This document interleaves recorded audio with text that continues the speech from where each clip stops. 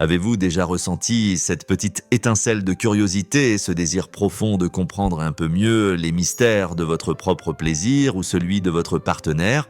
Ce sentiment que malgré tous les efforts et toutes les tentatives, il y a peut-être une clé, un secret intime que l'on n'a pas encore découvert ou que l'on n'ose pas explorer pleinement. On nous montre tant de choses dans les films, dans les magazines, sur les réseaux sociaux, des images souvent idéalisées et parfois irréalistes de l'intimité. Mais la réalité, notre réalité intime est souvent bien plus complexe, plus nuancée et surtout plus personnelle. Et si la science, loin de nous dicter des règles rigides ou de nous imposer des normes, pouvait nous donner un coup de pouce, non pas pour nous enfermer dans des catégories, mais pour nous guider vers une meilleure compréhension de nous-mêmes et de nos corps. Aujourd'hui, nous allons plonger ensemble dans un sujet qui touche au cœur de l'intimité humaine, un thème parfois tabou, souvent mal compris, mais absolument essentiel à notre bien-être et à notre épanouissement. L'orgasme féminin, loin des clichés réducteurs, des idées reçues qui persistent et des mythes tenaces, nous allons explorer ce que des études sérieuses, menées par des chercheurs en sexologie et en physiologie, ont révélé sur les positions qui favorisent le plus ce moment d'extase. Préparez-vous à une exploration honnête, basée sur des faits concrets et des observations scientifiques, mais surtout une exploration qui, je l'espère sincèrement, vous donnera des pistes nouvelles pour votre propre épanouissement, pour une intimité plus riche et plus satisfaisante, parce qu'au fond, le plus important, c'est de se sentir bien dans son corps, de se sentir connecté à soi-même et à son partenaire, et de vivre pleinement chaque instant de plaisir. Il est crucial de comprendre que l'orgasme féminin est un phénomène complexe, multifactoriel et profondément individuel. Ce qui fonctionne pour une personne ne fonctionnera pas nécessairement pour une autre. La science ne cherche pas à uniformiser le plaisir, mais plutôt à identifier des tendances générales, des mécanismes physiologiques et des facteurs psychologiques qui peuvent augmenter les chances d'atteindre l'orgasme. Les études que nous allons aborder se basent souvent sur des enquêtes auprès de milliers de femmes, des observations en laboratoire et des analyses des mouvements et des sensations. Elles nous offrent un aperçu précieux des dynamiques corporelles et des stimulations les plus efficaces. Alors, quelles sont ces positions validées par la science qui peuvent transformer votre expérience intime et vous ouvrir de nouvelles voies vers le plaisir? Nous allons les découvrir ensemble en remontant le classement de la 8e à la 1re. Et croyez-moi, la meilleure pourrait bien vous surprendre par sa simplicité et sa profondeur. Commençons notre exploration par la 8e position, la levrette à genoux. Dans cette configuration, l'homme est positionné derrière la femme, qui est elle-même à genoux, souvent les mains appuyées sur le lit ou sur un coussin. Ce qui rend cette position particulièrement intéressante et souvent efficace, c'est la possibilité qu'elle offre à la femme d'accéder facilement à son clitoris pour une stimulation manuelle directe. C'est un point crucial car la recherche scientifique a maintes fois démontré que la stimulation clitoridienne est pour une grande majorité de femmes la voie la plus directe et la plus fiable vers l'orgasme. Sans cette stimulation, l'orgasme peut être plus difficile à atteindre pour beaucoup. Cependant, certaines études montrent que pour d'autres, cette position peut être moins efficace si elle ne permet pas une stimulation clitoridienne indirecte suffisante par la pénétration elle-même ou si la femme ne se sent pas à l'aise de se stimuler manuellement. C'est une question de ressenti personnel, une image réaliste de la diversité des plaisirs et des préférences. Pour optimiser cette position, il est conseillé d'utiliser des coussins pour le confort des genoux et du bassin et de varier l'angle de la pénétration pour maximiser la friction sur le clitoris ou le point G. En 7e position, nous avons la cuillère. Les deux partenaires sont allongés sur le côté, la femme tournant le dos à l'homme. C'est une position réputée pour sa douceur, son intimité et le sentiment de connexion qu'elle procure. Elle permet une pénétration profonde et un contact corps à corps prolongé, favorisant les caresses et les murmures. Elle est appréciée pour son confort, ce qui la rend idéale pour les moments de tendresse ou lorsque l'on souhaite prolonger prolonger le plaisir sans effort physique intense. Cependant, la stimulation clitoridienne directe peut être plus difficile à obtenir sans ajustement spécifique. Pour la rendre plus orgasmique, la femme peut ramener une jambe vers sa poitrine, ce qui modifie l'angle de pénétration et peut augmenter la friction sur le clitoris. L'homme peut également utiliser sa main libre pour stimuler le clitoris de sa partenaire, transformant ainsi une position douce en une expérience potentiellement très intense. La 6e position pourrait vous étonner par sa présence dans ce classement, c'est le missionnaire. Oui, la position la plus classique, la plus répandue, celle que l'on voit partout dans la culture populaire et qui est souvent la première que l'on expérimente. Malgré sa popularité et son statut d'icône de l'intimité, elle n'est pas dans le top 5 des positions les plus orgasmiques selon la science. Pourquoi ? Souvent, elle limite la liberté de mouvement de la femme, la laissant passive, et la stimulation clitoridienne directe par la pénétration, et c'est souvent minimal dans cette configuration standard.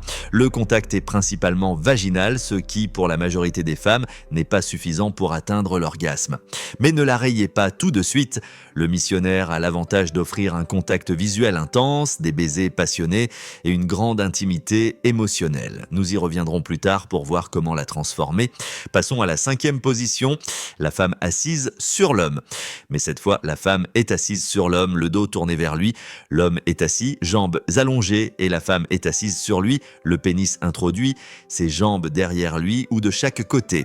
Cette position offre à la femme un contrôle accru sur le rythme, la profondeur et l'angle de la pénétration.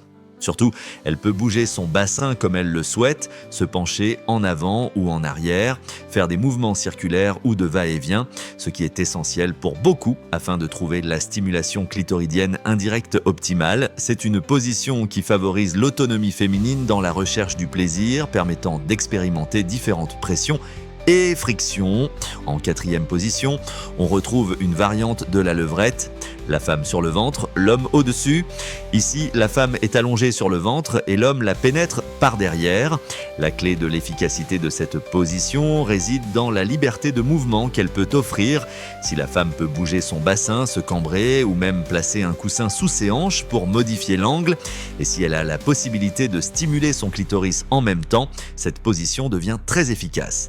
La friction du pubis de l'homme contre le clitoris de la femme peut être intense et la profondeur de pénétration est souvent importante.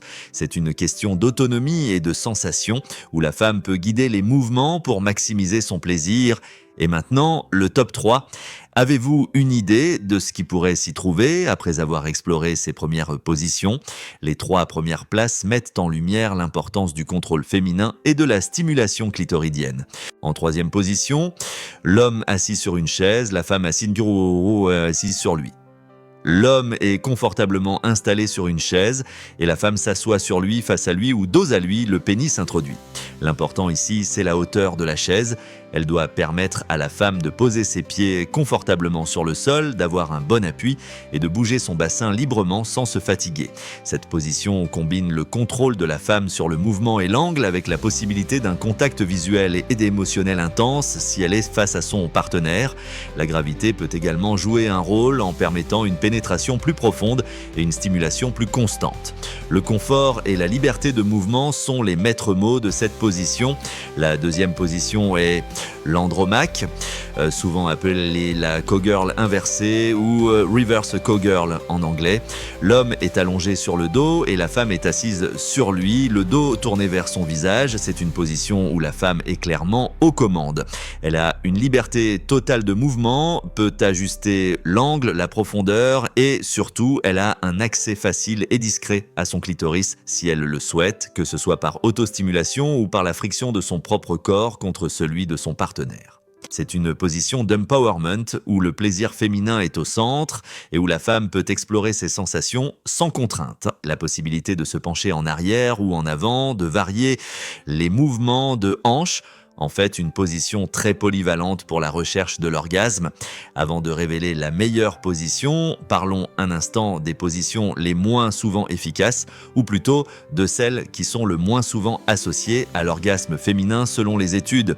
Ce sont souvent les positions qui limitent la liberté de mouvement de la femme, qui engendrent de la fatigue ou de l'inconfort, ou qui ne permettent pas une stimulation clitoridienne adéquate. Par exemple, certaines variantes de la levrette où la femme est très cambrée et n'a aucun contrôle sur l'angle de pénétration, ou les positions debout trop contraignantes physiquement. Elles ne permettent pas aux danses du bassin si importantes pour la stimulation et l'atteinte de l'orgasme. L'inconfort physique ou la sensation d'être passif peuvent également inhiber le plaisir et la capacité à se laisser aller. Alors, quelle est la numéro 1 ? La meilleure position, celle qui est universellement validée par la science pour favoriser l'orgasme féminin. Eh bien, la science nous dit que ce n'est pas une position unique, figée, que l'on pourrait nommer d'un seul terme. La meilleure position est en réalité toute position dans laquelle la femme a la possibilité de stimuler son clitoris comme elle le souhaite, de positionner ses jambes comme bon lui semble, et de bouger son corps librement. C'est une révélation fondamentale qui déconstruit l'idée d'une position magique universelle. L'orgasme féminin est avant tout une question de stimulation clitoridienne pour la grande majorité des femmes, et cette stimulation peut être directe ou indirecte. Elle nécessite également un certain degré de confort, de contrôle et de liberté de mouvement pour la femme. Pensez au missionnaire qui était en 6e position. Si pendant le missionnaire, la femme peut relever ses jambes en les plaçant sur les épaules de son partenaire, les allonger, bouger son bassin avec une grande amplitude et même stimuler son clitoris manuellement ou avec l'aide de son partenaire, alors cette position pour elle devient une des meilleures. Ce n'est plus le missionnaire passif et limitant, mais une version active et personnalisée. C'est la liberté, le contrôle, la communication et l'adaptation qui transforment une position moyenne en une expérience orgasmique profonde et satisfaisante. Ce qu'il faut retenir de tout cela, c'est qu'il n'y a pas de formule magique universelle, pas de recette unique pour le plaisir. Le secret réside dans l'écoute attentive de son propre corps, dans l'expérimentation audacieuse et surtout dans la communication ouverte et honnête avec son partenaire. Ne cherchez pas à reproduire ce que vous voyez dans les films où l'on regarde le plafond sans un mouvement ou ce que les magazines présentent comme la solution. Cherchez plutôt ce qui vous fait vibrer, ce qui vous procure du plaisir, ce qui vous donne le contrôle et vous permet de vous abandonner. Le corps féminin est un univers de sensations et chaque femme est unique. Ses zones érogènes, ses préférences en matière de pression, de rythme, d'angle peuvent varier considérablement. De plus, le plaisir n'est pas uniquement physique, il est aussi profondément lié à l'état émotionnel, à la connexion avec le partenaire, à la confiance et à l'absence de stress ou de pression. Une position qui est physiologiquement efficace peut ne pas l'être si l'esprit n'est pas détendu et ouvert au plaisir. Alors, testez, variez, changez, écoutez vos ressentis, vos murmures intérieurs. Votre corps est votre guide le plus fiable, le plus sincère. Et en faisant cela, en vous appropriant votre plaisir et en le partageant, vous transformerez n'importe quelle position en la meilleure position pour vous à un moment donné. C'est un voyage personnel, une découverte constante, une exploration sans fin. Et c'est précisément cela qui rend l'intimité si belle, si riche et si unique. C'est un chemin vers une meilleure connaissance de soi et une connexion plus profonde avec l'autre. J'espère sincèrement que cette exploration des positions orgasmiques, basée sur des données scientifiques, vous a apporté des éclaircissements, des perspectives nouvelles et, pourquoi pas, l'envie d'expérimenter et de dialoguer davantage. Prenez soin de vous, de votre plaisir et de votre bien-être car ils sont essentiels à une vie épanouie. Merci infiniment d'avoir regardé cette vidéo jusqu'au bout. Si ce contenu vous a plu et vous a été utile, n'hésitez pas à vous abonner à la chaîne, à partager cette vidéo avec ceux que cela pourrait intéresser et à laisser un like. Vos commentaires sont également les bienvenus. J'adore lire vos réflexions et vos expériences. À très bientôt pour une nouvelle vidéo sur Supervie.